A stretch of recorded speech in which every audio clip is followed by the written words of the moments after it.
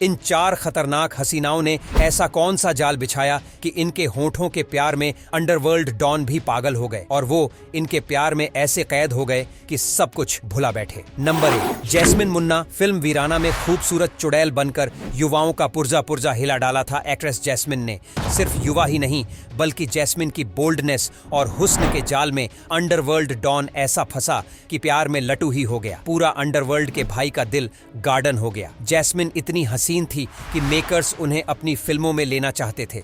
उन्होंने महज 13 साल की उम्र में अपने एक्टिंग करियर की शुरुआत की थी। साल 1980 में विनोद खन्ना की फिल्म सरकारी मेहमान में उन्होंने काम कर सभी का दिल जीत लिया था। लेकिन जब खूबसूरती ही किसी के लिए अभिशाप बन जाए तो क्या ही कह सकते हैं। ऐसा ही कुछ जैस्मिन के साथ भी हुआ। दरअसल फिल्म वीराना के दौरान ही अंडरवर्ल्ड डॉन दाऊद इब्राहिम की नजर जैस्मिन पर पड़ी। वह उसकी खूबसूरती का दीवाना हो गया। दाऊद जैस्मिन के पीछे हाथ धोकर पड़ गया। दाऊद जैस्मिन से शादी करना चाहता था और मना करने पर वह उसे धमकाने लगा। जैस्मिन काफी डर गई थी और इसी वजह से रातों रात इंडस्ट्री छोड़कर वह कहीं गायब हो गई। नंबर 2, मोनिका बेदी। एक वक्त था जब मुंबई में हाजी मस्तान, करीम लाला, दाऊद इब्राहिम, अब्बू सलेम और छोटा राजन का खौफ हुआ करता था। बॉलीवुड से हर डॉन का कनेक्शन रहा है। साल 1998 में दुबई में एक इवेंट में पहली बार मोनिका बेदी पर अब्बू सलेम की नजर पड़ती है। पहली ही नजर में वह इस खूबसूरत एक्ट्रेस पर अपना दिल हार जाता है। पार्टी के बाद अब्बू सलेम ने नाम बदलकर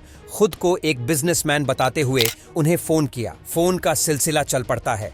दोनों घंटों बातें करते हैं और मोनिका बेदी अपनी सारी बातें धीरे धीरे अब्बू सलेम से शेयर करने लगी थीं। मोनिका को अब्बू की आवाज में इतनी कशिश लगती कि उसके फोन का इंतजार करती रहती। एक इंटरव्यू में मोनिका ने बताया था कि मैंने कभी सोचा नहीं था कि किसी शख्स से फोन पर बातें करते करते मैं उसे इस तरह चाहने लगूंगी कि उससे बिना बात किए रहा नहीं जाए। डॉन के इश्क में बुरी तरह गिरफ्तार मोनिका बेदी एक बार फिर दुबई जाती है। इस बार अब्बू सलेम ने उसे अपना सही नाम बताया, लेकिन प्यार में डूबी एक्ट्रेस को इसकी परवाह नहीं थी। अब्बू मोनिका की बहुत केयर करता था और यह भी एक वजह थी कि वह डॉन को बेहद चाहने लगी थी। इसी दौरान अब्बू सलेम पर जब कानून का शिकंजा कसने लगा तो दुबई छोड़ अमेरिका में रहने लगा। इस दौरान मोनिका भी उसके साथ में ही रहने लगी। मोनिका अब्बू के लिए खाना बनाती, कपड़े धोती, बर्तन साफ करती।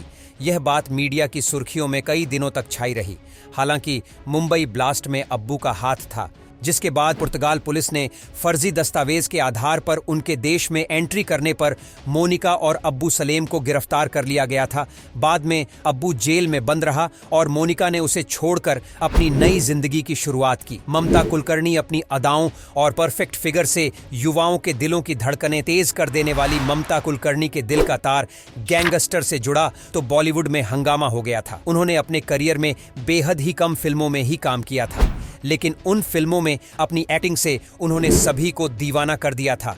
उस वक्त ममता की खूबसूरती के आगे बड़ी बड़ी बॉलीवुड एक्ट्रेस की चमक फीकी पड़ जाती थी।